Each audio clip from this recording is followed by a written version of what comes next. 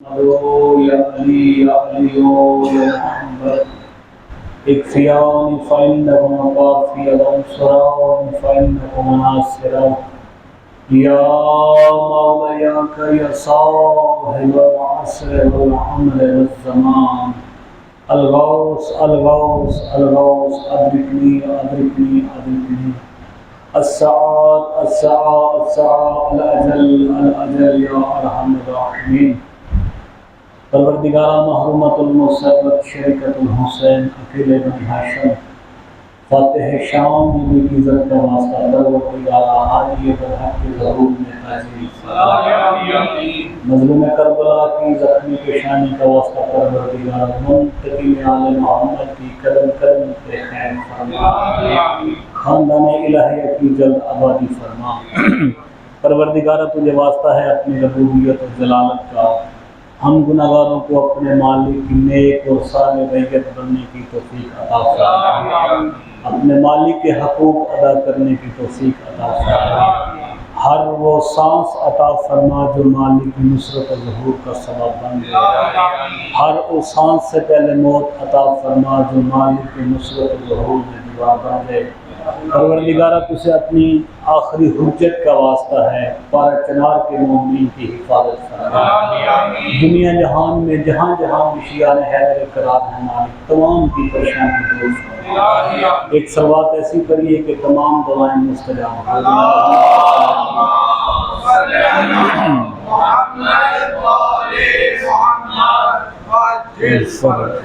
کوشش کریں اپنے اپنے مرحومین کے بلندی درجات کی خاطر پھر بھی درود بھیجیں اللہم صلی علی محمد استقبال روح معصومہ کی خاطر پھر بھی درود بھیجیں اللہم آواز آئی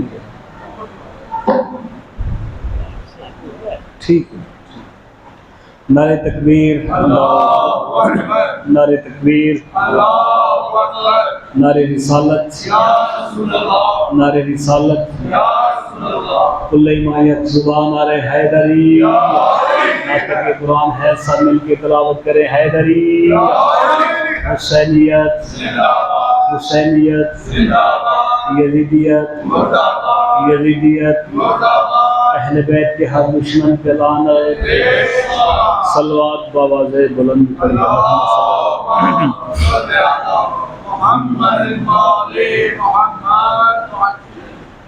اعوذ باللہ من الشیطان اللعین الرجیم بسم اللہ الرحمن الرحیم الحمد للہ والصلاة علی اہلہا اما بعد بسم اللہ الرحمن الرحیم یوم ندعو کل اناس بامامہم صلوات بآواز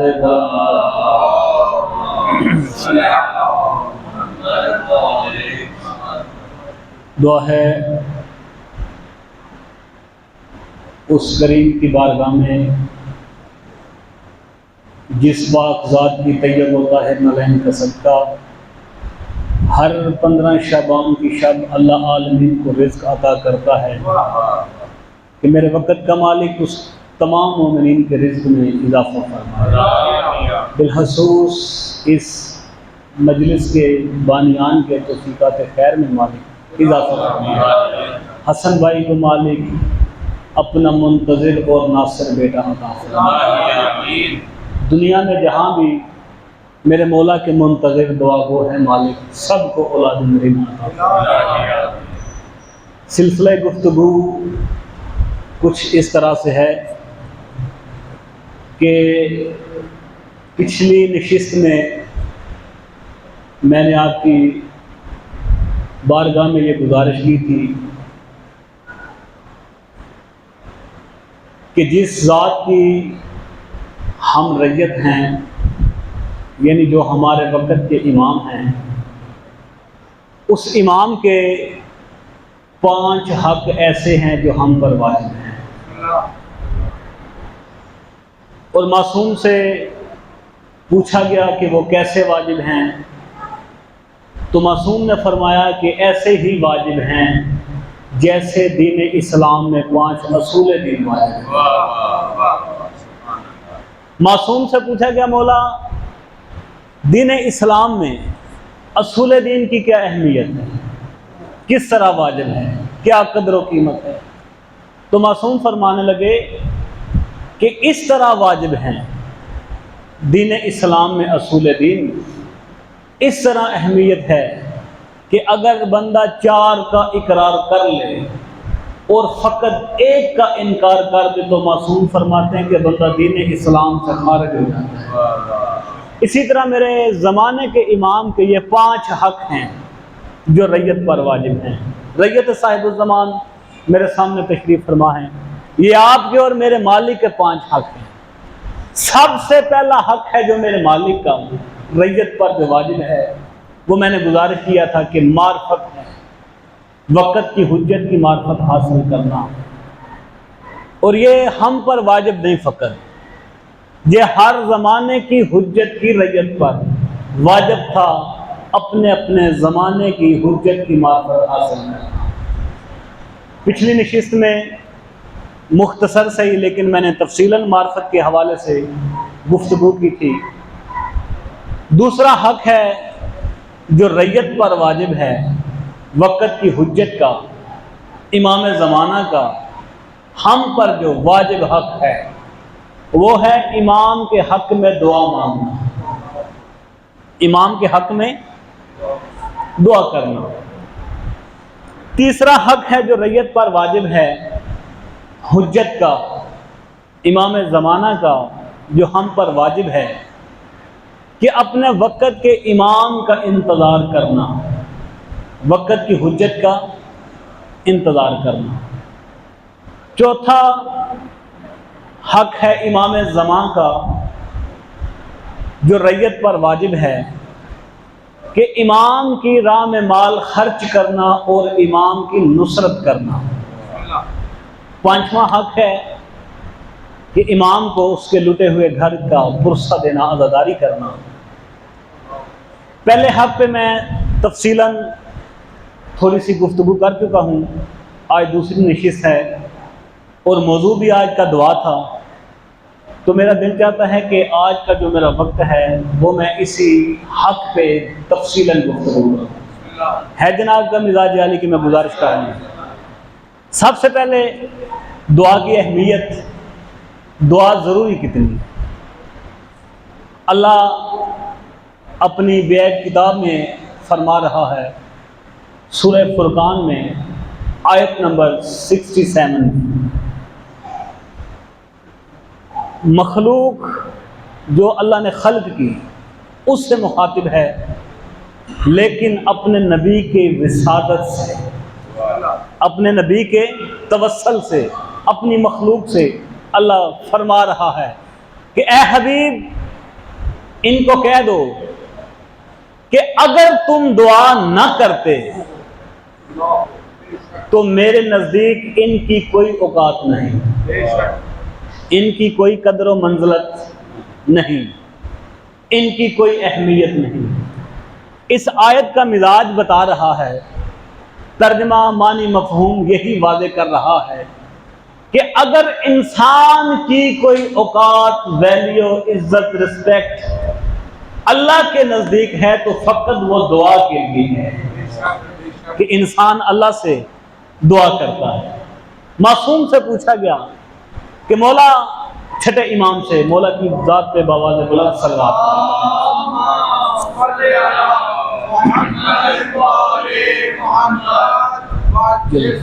چھٹے امام سے پوچھا گیا مولا کیا تلاوت قرآن پاک کثرت سے کرنا افضل ہے یا کثرت سے دعا مانگنا افضل ہے؟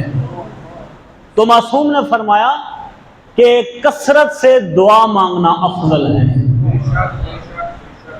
تلاوت قرآن کثرت سے کرنے سے زیادہ افضل کون سی چیز ہے؟ دعا مانگنا۔ اور اسی دعا کے متعلق فرمایا گیا کہ جس طرح نماز دین کا ستون ہے، اسی طرح دعا بھی دین کا ستون ہے۔ حتیٰ کہ یہاں تک فرمایا گیا کہ الدعاء افضل العبادہ، کہ دعا افضل ترین عبادت ہے۔ اور مالک خود حدیث قدسی میں فرما رہا ہے کہ اگر کوئی بندہ ساری رات مسلح عبادت پہ عبادت کرے، سارا دن گرمی میں روزہ رکھے، حج کرے، صفا مروہ کی سعی کرے، جتنے بھی فروعات دین ہیں بغیر قضا کیے ہوئے افضل وقت میں ادا کرے، وہ مالک فرما رہا ہے اپنے فرشتوں کو کہ اگر مجھ سے دعا نہیں مانگتا اس کی عبادت اس کے منہ پہ مارو، میں اس کی عبادت کا محتاج نہیں۔ میں نے اپنی عبادت کا اس لیے حکم دیا تاکہ یہ میری عبادت کر کے مجھ سے کچھ مانگ کے ثابت کرے میں اس کا خالق ہوں، یہ میری مخلوق ہے، میں بے نیاز ہوں، یہ نیاز مند ہے۔ یعنی اتنی اہمیت ہے دعا کی۔ تو آج کا جو موضوع ہے وہ کوئی عام دعا کا موضوع نہیں، وہ موضوع ہے، موضوع سخن ہے دعائے تاجیل ظہور امام زمان، اور دعائے سے تو سلامتی امام زمان اجل اللہ فرج شریف۔ دعائے محمودی مولا امام زمان علیہ السلام بواد بلند صلوات۔ اللہم صلی علی محمد و آل محمد وعجل۔ میں ایک اپنی فقہ کے عالم دین ان کے ایک چھوٹے سے واقعے سے دعا پہ دو چار باتیں کرنے جا رہا ہوں۔ سید علی بن طاؤس فقہ محمد و آل محمد کے بہت بڑے عالم دین گزرے ہیں۔ یہ ایسا عالم گزرا ہے کہ جس کے ہر ہفتے کی شب بلا تاخیر بلا فاصلہ امام زمانہ کے درس میں گزری ہے، یعنی ہر ہفتے کی ایک شب امام زمانہ سے وہ درس پڑھتے تھے۔ آخری ٹائم بھائی جان اپنے بیٹے کو انہوں نے ایک وصیت کی کہ بیٹا میں اب اس دنیا سے رخصت ہو رہا ہوں، میں اپنے اصل مقام کی طرف جا رہا ہوں، میں تجھے دو وصیتیں کرنے لگا ہوں۔ وصیت سمجھو یا نصیحت۔ عالم دین کا بیٹا تھا، باپ کے قدموں پہ بوسہ دے کے کہنے لگے کہ بابا جان حکم کریں۔ سید علی بن طاؤس نے اپنے بیٹی کی پیشانی پہ بوسہ دے کے فرمایا کہ بیٹا زندگی کا کوئی کام ہو نہ ہو، دو کام تمہاری زندگی کے ایسے اہم ہیں، ان سے کبھی غافل نہ ہونا، ان سے کبھی غفلت نہ کرنا۔ عالم دین کا بیٹا تھا، باپ کے قدموں پہ ہاتھ لگا کے پوچھنے لگے بابا وہ کون سے کام ہیں؟ سید علی بن طاؤس کہنے لگے کہ ایک وقت کے امام کا انتظار، اور دوسرا اپنے وقت کے امام کے حق میں دعا مانگنا۔ اور یاد رکھنا سید علی بن طاؤس وہ ہستی ہے، وہ عالم دین ہے، اسی بیٹے کی انہوں نے تربیت جو کی تھی وہ معرفت امام زمانہ پہ کی تھی، معرفت امام زمانہ پہ کی تھی۔ وہ کیسے؟ ایک دن یہ بچہ، چھوٹا سا واقعہ ہے، میں جناب کی گزارش کرنے لگا ہوں، گلی میں کھیل رہا تھا، اچانک کوئی چھابڑی والا، چیز بیچنے والا وہ محلے سے گزرا، اس نے آواز دی۔ سید علی بن طاؤس کے بیٹے کے ساتھ جو بچے کھیل رہے تھے وہ کسی امیر گھرانے کے بچے تھے، انہوں نے جو بھی ان کے پاس اس وقت کی کرنسی تھی درہم دینار وہ دے کے وہ چیز خریدی۔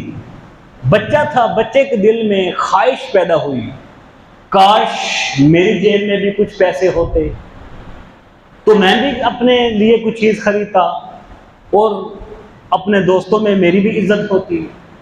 وہ اسی پریشانی میں اپنے گھر چلے آئے۔ سید علی بن طاؤس اپنی مسند پہ بیٹھے تھے، بیٹے نے جلدی سے آ کے اپنے باپ کے ہاتھ کو چوما اور کہنے لگا کہ بابا میرے دوست کھیل رہے تھے مجھ سے، اچانک کوئی چیز بیچنے والا آیا، اس نے جب ندا دی، صدا دی تو سب بچوں کے پاس پیسے تھے، انہوں نے تو اپنے لیے چیز خرید لی، بابا میرے پاس تو پیسے ہی نہیں تھے تو مجھے اچھا نہیں لگا، مجھے پیسے دے اور میں بھی جا کے چیز خریدوں۔ اس وقت اچانک سید علی بن طوس کے ذہن میں یہ خیال ہوا کہ اب یہ شعور میں قدم رکھ چکا ہے، کیوں نہ ہو کہ اس کی تربیت معرفت امام زمانہ کے ساتھ کروں۔ اب یہ شعور میں قدم رکھ چکا ہے۔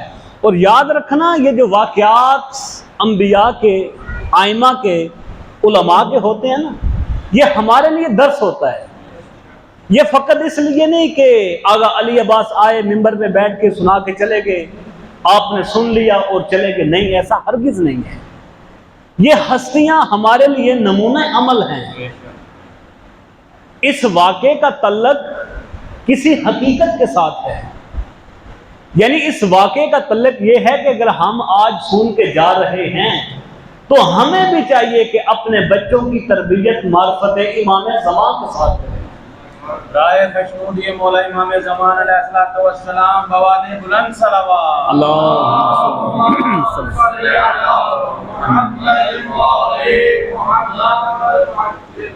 بیٹا، تم نے اگر چیز خریدنی ہے تو تمہیں کیا اس بات کا علم ہے کیا تمہارے رزق کا ضامن میں تو نہیں ہوں؟ تمہارے رزق کا ضامن میں نہیں تو بابا کون ہے؟ سید علی بن طوس مسکرا کے اپنے بیٹے سے کہنے لگے، کیا بیٹا تم جانتے نہیں تمہارے رزق کی ضمانت تو تمہارے وقت کی حجت کی ہے؟ اپنے وقت کے امام سے پیسے مانگو، مجھ سے کیوں مانگ رہے ہو؟ بیٹا تھا، بچہ تھا، اصرار کرنے لگا، بابا میں نے تو دیکھا نہیں اپنے وقت کے امام کو، میں تو جانتا ہی نہیں، آج پہلی دفعہ آپ سے سنا ہے کہ میرے رزق کی ضمانت ان کی ہے، تو میں تو ان کو جانتا نہیں، پہچانتا نہیں، دیکھا نہیں، میں ان سے کیسے پیسے مانگوں؟ سید علی بن طوس مسکرا کے کہنے لگے، بیٹا جاؤ جلدی کرو، وضو کرو، مصلی عبادت پہ چلے گئے، 2 رکعت نماز نوافل امام زمان کی بارگاہ میں ہدیہ کرو اور مولا سے پیسے مانگو کہ مولا مجھے پیسوں کی ضرورت ہے، میں نے چیز خریدنی ہے، مجھے پیسے عطا کریں۔ عالم دین کا بیٹا تھا، وضو کیا، جلدی کے ساتھ مصلی پہ آ کے 2 رکعت نماز حاجت، اور یاد رکھنا وہ ہمارے گھر کا بیٹا نہیں تھا، عالم دین کا بیٹا تھا۔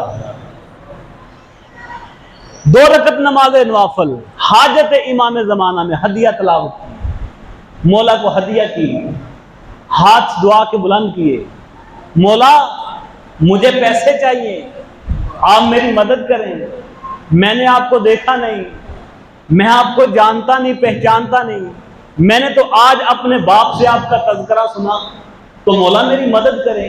بیٹا تھا، بچہ تھا، وہ اس کا خیال تھا کہ مولا آئیں گے اور میرے ہاتھ پہ پیسے رکھ کے چلے جائیں گے۔ جب پیسے نہ آئے، مصلی سے اٹھا، اپنے باپ کے پاس جا کے کہنے لگا، بابا میں نے تو اتنا اصرار کیا مولا سے، مولا نے مجھے پیسے تو عطا نہیں کیے، آپ تو کہہ رہے ہیں کہ تیرے رزق کے ضامن وہ ہیں۔ سید علی بن طوس مسکرا کے کہنے لگے، بیٹا ہو سکتا ہے تمہارا سر سجدے میں ہو تو امام مصلی کے نیچے رکھ کے ہو۔ اور سید علی بن طوس نے خود اپنی بیوی کو کہا کہ جب یہ سجدے میں چلا جائے تو چند درم دینار اٹھا کے مصلی کے نیچے رکھ دینا۔ پیسے درم دینار تو وہ تھے جو ماں نے رکھے تھے، وہ بچہ جلدی کے ساتھ مصلی پہ گیا، مصلی اٹھایا، وہ پیسے جو ماں نے رکھے تھے برآمد ہوئے، بڑا خوش۔ اب اس کا معمول بن گیا کہ جب بھی اس کو پیسوں کی ضرورت پڑتی وہ وضو کرتا، 2 رکعت نماز ہدیہ امام زمان کی بارگاہ میں تلاوت کرتا، ہدیہ نماز کے بعد مصلی اٹھاتا تو پیسے اٹھا کے لے جاتا تھا۔ سید علی بن طوس نے اپنی بیوی کو نصیحت کی تھی کہ جب بھی یہ گھر سے چلا جائے تم چند درم دینار اٹھا کے مصلی کے نیچے رکھ دینا۔ سید علی بن طوس عالم دین کی بیوی تھی۔ سید علی بن طوس نے جب فرمایا، وہ ترتیب کے ساتھ، معمول کے ساتھ روزانہ پیسے رکھتے تھے، ایک دن اچانک وہ پیسے رکھنا بھول گئے۔ انسان ہے، بھول سکتا ہے، نسل آدم ہے، خطا کا پتلا ہے۔ وہ بیٹا سید علی بن طوس کا جلدی کے ساتھ آیا، وضو کیا، 2 رکعت نماز ہدیہ امام زمان، امام کو ہدیہ کی، مصلی اٹھانے لگا۔ سید علی بن طاؤس کی بیوی روتی روتی اپنے شوہر کے پاس آ کے کہنے لگی کہ مالک میں معافی چاہتی ہوں، آج مجھ سے غفلت ہو گئی، میں پیسے رکھنا بھول گئی ہوں، ہو سکتا ہے وہ مصلح اٹھائے اور پیسے نظر نہ آئے، نہ ملے، تو بیٹا ہے، بچہ ہے، اس کے دل میں درار آئے گی، وہ امام کی معرفت میں شک نہ کرنے لگ جائے۔ سید علی بن طاؤس مسکرا کے اپنی بیوی کو کہنے لگے ہم بھول سکتے ہیں، وہ نہیں بھول سکتے۔ ہم تو بھول سکتے ہیں، وہ نہیں بھول سکتے۔ ابھی شوہر اور بیوی کی باتوں کا آپس میں تکرار جاری تھا، بیٹے نے مصلح اٹھایا، پیسے برآمد ہو گئے۔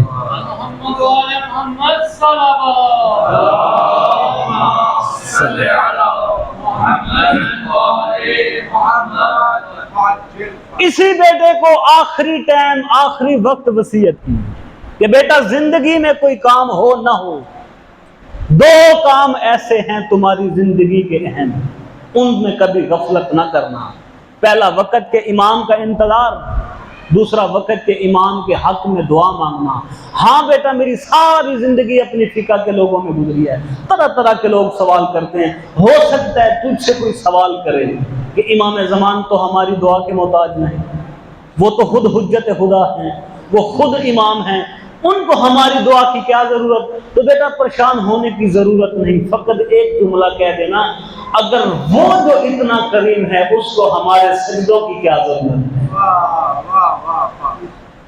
وہ جو اتنا کریم ہے اس کو ہمارے سجدوں کی کیا ضرورت؟ سجدے تو اس کو آدم نبی نے بھی کیے، موسیٰ نے بھی کیے، نوح نبی نے سجدہ کیا، ابراہیم نے کیا، اس علی نے بھی سجدہ کیا جو سر سجدے سے اٹھا کے آسمان کی طرف کہنے لگے کہ مالک تیری ساری مخلوق تجھے سجدہ کرتی ہے، جھکتی ہے، ہر کسی کے جھکنے کا کوئی نہ کوئی مقصد۔ کون سا مقصد؟ کہنے لگے کسی کو تیرے جہنم کا ڈر، کسی کو تیرے رزق کا لالچ، کسی کو تیری جنت کا لالچ۔ یہ سب باتیں مجھ علی میں نہیں، کیوں؟ فرمایا میری محبت کا نام جنت ہے، میرے بغض کا نام جہنم۔ علی فقط تجھے اس لیے سجدہ کرتا ہے کہ تیری ذات اس لائق ہے کہ علی تجھے سجدہ کرے۔ فرمایا بیٹا جو بندہ اعتراض کرے کہ امام ہماری دعا کے محتاج نہیں، تو کہنا کہ امام دعا کے محتاج نہیں، مستحق نہیں، اسی طرح آل محمد بھی درود کے مستحق نہیں۔ محمد و آل محمد بلند تر صلوات۔ اللہم صلی علی محمد و آل محمد۔ آل محمد درود کے محتاج نہیں، ہم محتاج ہیں کہ آل محمد پہ درود پڑھیں اور اپنے مقام کو بلند کر لیں۔ امام زمان ہماری دعا کے محتاج نہیں، ہم محتاج ہیں کہ اپنے امام کے حق میں دعا کریں۔ اور یاد رکھنا کہ جو امام کے حق میں دعا کرتا ہے در حقیقت وہ اپنے لیے ہی دعا کرتا ہے۔ میں ایک چھوٹا سا واقعہ نکل جاتا ہوں۔ اصفہان کے رہنے والا ایک عبداللہ نامی شاعر تھا، اتنا فصیح بلیغ شاعر تھا، عرب و عجم میں اس کے کلام کے چرچے، لیکن تنگ دست تھا، غربت میں مبتلا تھا، افلاس کا شکار تھا۔ آل محمد کے چند دشمن ناصبی اسے کہنے لگے کہ ہمارے ساتھ چلو، تم اتنا اچھا کلام لکھتے ہو، ہم تجھے کیوں نہ سامرا لے جائیں اور جو وقت کا حاکم ہے اس کے دربار میں چلیں اور اس کی خوشامد میں، اس کی شان میں چند شعر پڑھنا، وہ تمہیں اتنا مال دے گا کہ تمہاری غربت دور ہو جائے گی۔ متوکل کا دور تھا، بے شمار سامرا آگے۔ یہ عبداللہ کہتا جب میں سامرا پہنچا نا تو دربار کے باہر کچھ اس طرح سے انتظامات ہو رہے تھے کہ جس طرح کوئی بہت بڑا بادشاہ آنے والا ہے۔ اور اس کے لیے انتظامات ہو رہے ہیں۔ وہ کہتا ہے میں نے ایک سپاہی سے پوچھا کہ یہ کون آج دربار آ رہا ہے کہ جس کے لیے اتنا کچھ آپ انتظامات کر رہے ہیں؟ وہ سپاہی ناصبی تھا، آل محمد کا دشمن تھا۔ وہ کہنے لگا کہ رافضیوں کا ایک امام ہے، نام ہے اس کا علی، وہ محمد کا بیٹا ہے۔ اللہم صلی اللہ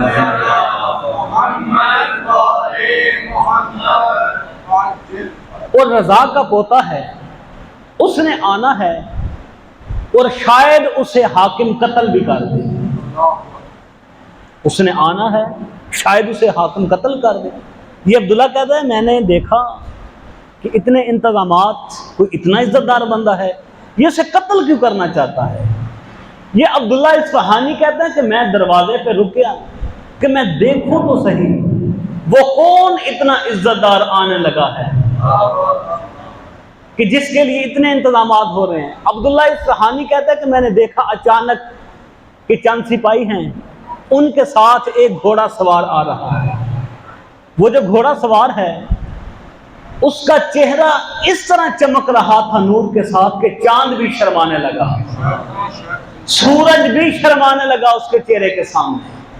کہتا ہے میرے دل میں خوف آیا، خیال آیا کہ یار یہ اتنا خوبصورت جوان ہے، یہ اسے کیوں قتل کرنا چاہتا ہے؟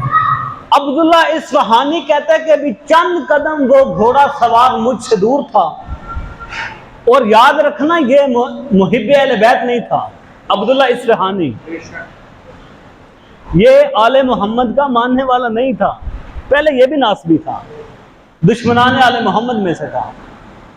یہ کہتا ہے کہ اچانک میرے دل سے دعا نکلی کہ اللہ اس کو حاکم کے شر سے محفوظ رکھنا، اس کو حاکم کے شر سے محفوظ رکھنا۔ عبداللہ اصفہانی کہتا ہے کہ میری دعا کے جملے ابھی ختم نہیں ہوئے، وہ گھوڑا سوار میرے سر پہ رک کے کہنے لگے اللہ نے تمہاری دعا مستجاب کر لی ہے، اور یاد رکھنا اس دعا کے اجر میں اللہ نے تمہارے دنیا میں معاملات کلیئر کر دیے، تمہارے آخرت میں بھی معاملات کلیئر کر دے، اللہ نے تجھے غنی کر دیا، اللہ نے تمہاری غربت کو دور کر دیا، تمہارا افلاس ختم کر دیا۔ یہ عبداللہ اصفہانی کہتا ہے کہ یہ میں نے دیکھا نہیں، پہلی ملاقات ہے، یہ کیسے جانتا ہے کہ میں غربت میں مبتلا ہوں، میں افلاس کا شکار ہوں؟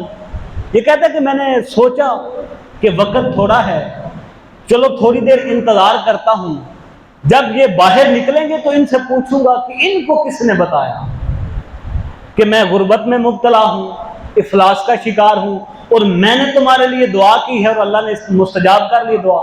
عبداللہ اصفہانی کہتا ہے کہ میں دروازے پہ رک کے امام کا انتظار کر رہا تھا، اچانک امام دربار سے جب باہر نکلے تو مجھے دیکھ کے اچانک امام مسکرانے لگے، میں قریب آ کے کہنے لگا کہ کیا آپ مجھے جانتے ہیں؟ امام نے فرمایا جی جانتا ہوں۔ عبداللہ کہتا ہے میں نے تو پہلی دفعہ تمہیں دیکھا ہے، تمہارا نام بھی پہلی دفعہ سنا، تمہارا تعارف بھی پہلے سنا، مجھے آپ کیسے جاتے ہیں؟ تو امام نے مسکرا کے فرمایا یاد رکھنا امام کے آگے اللہ کی کائنات ایسے ہوتی ہے جیسے ہاتھ کی ہتھیلی ہوتی ہے۔ تم نے میرے حق میں دعا مانگی، اس دعا کے بدلے اللہ نے تمہیں غنی کر دیا۔ ایک بات بتائیں آپ، آل محمد عادل ہیں یا ظالم؟ عدل الہی کی دلیل ہے نا۔ کیا دشمن اگر دعا کرے امام کے حق میں تو امام اتنا نواز دیتا ہے، جب چاہنے والا کرے تو امام کیوں نہ نواز دے؟ دراصل امام زمانہ کے حق میں دعا مانگنا اپنے لیے ہی دعا مانگنا، اور یاد رکھنا امام کے سامنے ریت بالکل اس طرح ہے جس طرح میرے سامنے میرے ہاتھ کی ہتھیلی۔ ہر انسان کو امام دیکھ رہے ہیں۔ بار بار کیوں فرمایا گیا کہ تعجیل ظہور امام میں کثرت سے دعا کیا، تعجیل ظہور امام کے لیے کثرت سے دعا کیا کرو۔ خود امام فرماتے ہیں کہ تمہاری پریشانیوں کا حال ہی میرے ظہور کی دعا ہے۔ جب بھی اپنی کسی پریشانی میں مبتلا ہو جاؤ، اپنی پریشانی اپنے دماغ میں رکھ کے، اپنے قلب میں رکھ کے، اپنے دل میں رکھ کے میرے ظہور کی دعا کیا۔ اور یاد رکھنا، خود امام فرماتے ہیں کہ جو بندہ 3 دن وقت کی حجت کے حق میں دعا نہ کرے، 3 دن حجت کا انتظار نہ کرے، اگر وہ مر جائے اس کا جنازہ نہ پڑھے۔ یعنی اتنا اہم ہے امام کے حق میں دعا مانگنا۔ واجب حق ہے نا ریت پر، امام کے حق میں دعا مانگنا۔ امام فرماتے ہیں کہ 3 دن جو بندہ غفلت کرے، اگر وہ مر جائے، اسے مسلمانوں کے قبرستان میں دفن نہ کرنا، وہ یہودی مر گیا۔ اور یاد رکھنا، جس عمل کی جزا بہت زیادہ ہوتی ہے نا، اس کی سزا بھی بہت زیادہ ہوتی ہے۔ اگر امام کے حق میں دعا کرنے کی فضیلت ہے تو نہ کرنے کا نقصان بھی ہے۔ اور یاد رکھنا کہ خود امام فرماتے ہیں کہ جب بھی تم پریشان ہو جاؤ، کیونکہ دنیا مومن کے لیے ایک تنگ قید خانہ ہے، اس دنیا میں جب بھی کسی مشکل میں مبتلا ہو جاؤ، کسی پریشانی میں، مصیبت میں مبتلا ہو جاؤ، تو کسی غیر کے دروازے پہ نہ جاؤ۔ امام فرماتے ہیں مجھ سے باتیں کرو، مجھ سے باتیں کرو، مجھ سے مانگو، شاید تمہارا باپ بھی تمہارے لیے اتنا شفیق نہ ہو جتنا میں ہوں۔ اور امام خود فرماتے ہیں کہ میری رعیت کے ہر مومن کے لیے میرا اتنا پیار ہے کہ 70 جگہ پہ جناب یعقوب اور یوسف کا پیار اکٹھا کیا جائے وہ کم ہے، میرا زیادہ ہے۔ کیونکہ امام رعیت کا ایک شفیق باپ ہوتا ہے۔ امام کے حق میں دعا مانگنا یہ واجب ہے، رعیت پر واجب ہے۔ ہر حجت کے لیے یہ حکم تھا، چاہے وہ آدم نبی ہو، چاہے وہ نوح نبی ہو، ابراہیم ہو، الی آخر سلطان الانبیاء ہی کیوں نہ ہو، ان کے زمانے کی رعیت پر بھی واجب تھا وہ نبی کے حق میں دعا کریں، کیونکہ وقت کی حجت ہے نا۔ اگر وہ حجت علی امیر المومنین کیوں نہ ہو، حسن حسین کیوں نہ ہو، الی آخر امام زمان ہمارے دور کی حجت ہیں، ہمارے وقت کے امام ہیں، اور ہم پر واجب اس طرح ہے امام کے حق میں دعا مانگنا جس طرح دین اسلام میں اصول دین واجب ہے۔ کیا امام کے ظہور کے لیے دعا نہیں کرنی چاہیے؟ اور یاد رکھنا کہ امام دعا کے مستحق نہیں ہیں، ہم خود مستحق ہیں کہ امام کے لیے دعا کریں۔ اپنا معمول بنا لو، کچھ بھی نہیں کر سکتے، بلکہ خود امام نے فرمایا، چھٹے امام کی حدیث ہے، مولا کی ذات پہ صلوات لگاؤ،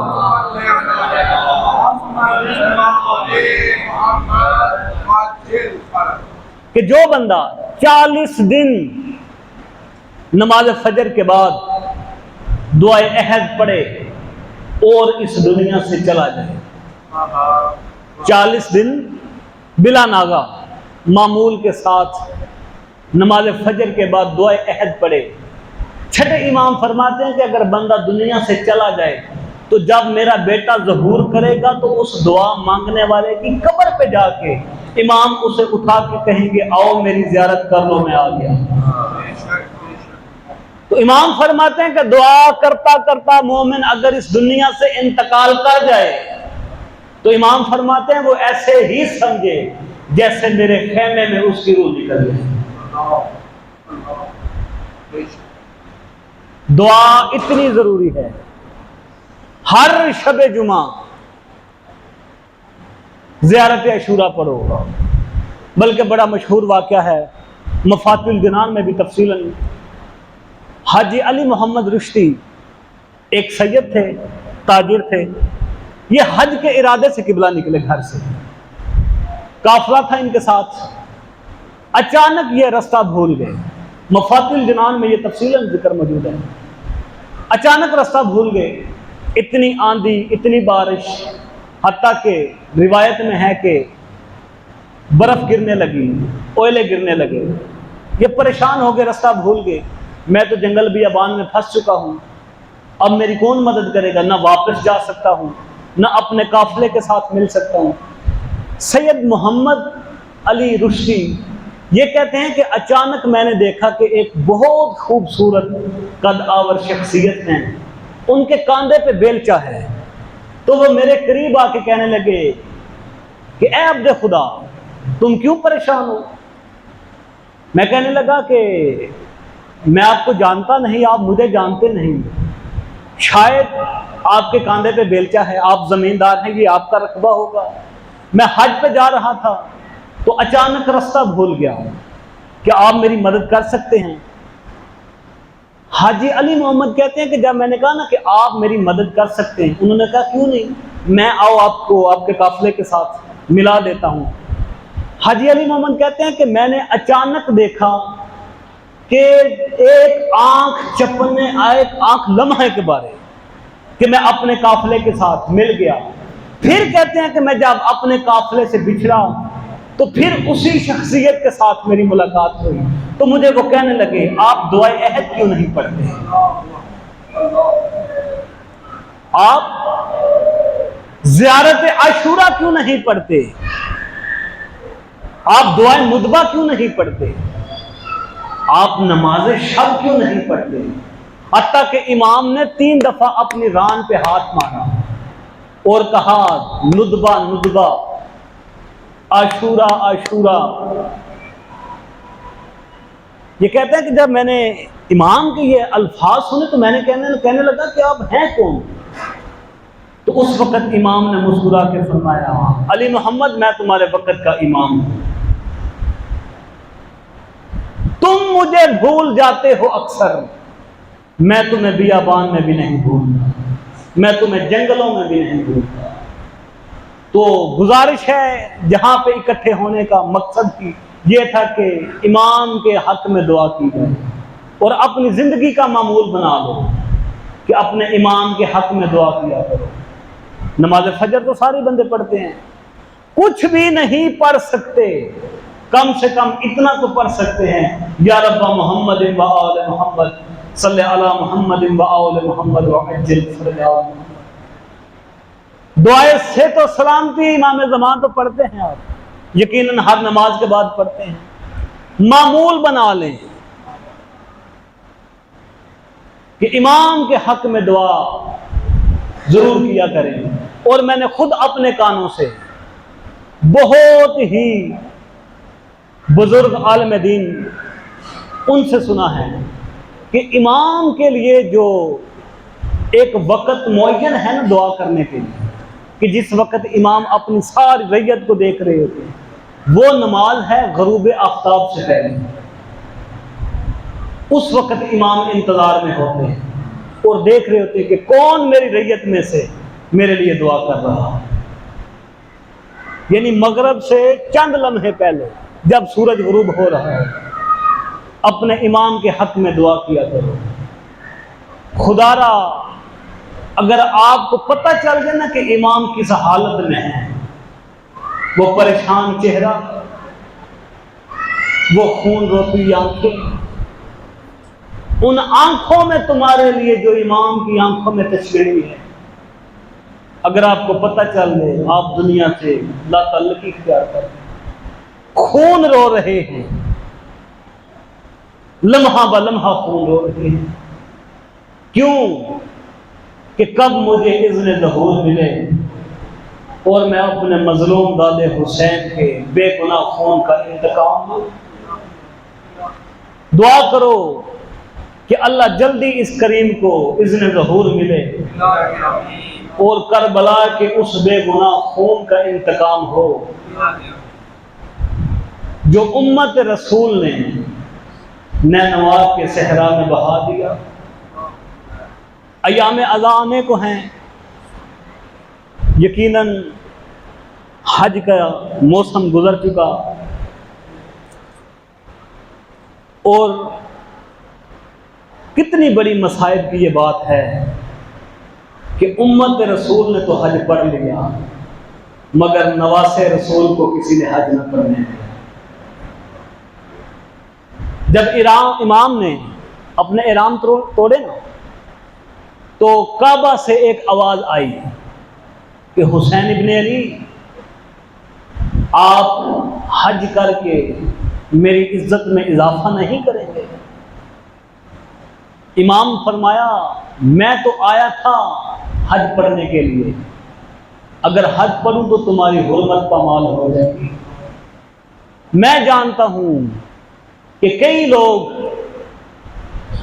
احرام کے نیچے تلواریں چھپائے ہوئے میرے قتل کا ارادہ رکھتے ہیں، اگر میں حج پڑھوں تو مجھے قتل کرنے کا وہ ارادہ رکھتے ہیں، اگر میں یہاں پہ قتل ہو گیا تو قیامت تک تمہاری حرمت پامال ہو جائے گی۔ لیکن میں تم سے وعدہ ضرور کرتا ہوں کہ میں تمہاری مثل ایک ایسا کعبہ بناؤں گا، تم خود اس کعبہ پہ فخر کرو گے۔ کعبہ سے آواز آئی حسین ابن علی کعبہ بنانا کوئی آسان نہیں، کیا آپ کو پتا ہے کہ 2 نبیوں کی محنت لگی ہے اس میں، ابراہیم نبی کی اور اسماعیل کی۔ کعبہ تعمیر کرنے کے لیے ابراہیم کو اسماعیل کے گلے پہ چھری چلانی پڑی تو حسین رو کے کہنے لگے اس نے ایک اسماعیل کے گلے پہ چھری چلائی تھی، میں کئی اسماعیل کو ہار دوں گا۔ کعبہ کہنے لگا کہ میرے اوپر جو غلاف ہے یہ بڑا مقدس غلاف ہے۔ امام کہنے لگے کتنا مقدس ہے؟ کعبہ سے آواز آئی میرے غلاف کو انبیاء نے پکڑ کے دعائیں مانگی ہیں، اتنا مقدس میرا غلاف ہے۔ تو حسین ابن علی رو کے کہنے لگے کعبہ یاد رکھنا تیرا غلاف میری بہن عالیہ کی چادر سے زیادہ قیمتی نہیں، جو کعبہ میں تیار کرنے لگا ہوں اس میں اپنی بہن عالیہ کی چادر کا غلاف چڑھاؤں۔ کعبہ سے مخاطب ہو کے امام اپنے سفر کو نکلے۔ مقاتل میں کچھ اس طرح سے لکھا ہے کہ جب امام کربلا کے کچھ فاصلے پہ ابھی دور تھے تو اچانک محرم کا چاند نظر آ گیا۔ صاحب کتاب لکھتے ہیں کہ جب محرم کا چاند نظر آیا نا تو امام اتنا روئے کہ ریشِ اطہر پسنے لگ گئی۔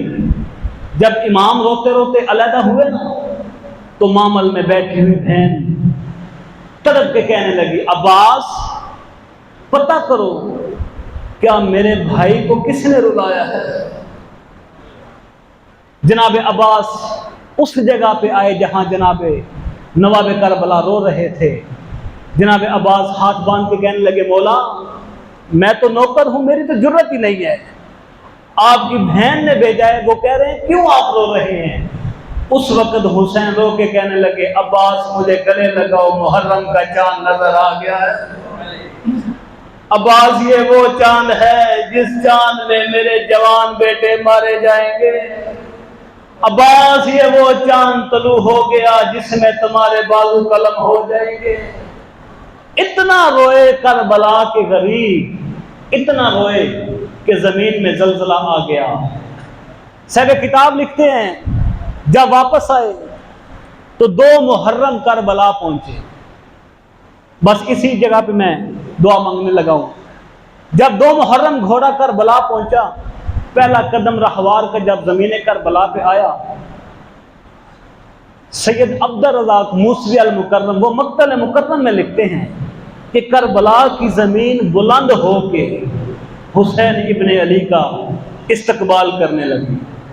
جب زمین بلند ہوئی نا تو اس وقت اچانک نواب کربلا کی سواری رہوار رک گیا تو امام نے ایک قرآن کی آیت تلاوت کی پتہ ہے وہ کون سی آیت تھی؟ امام کربلا کی مٹی کو ہاتھ میں لے کر پڑھنے لگے انا للہ و انا الیہ راجعون۔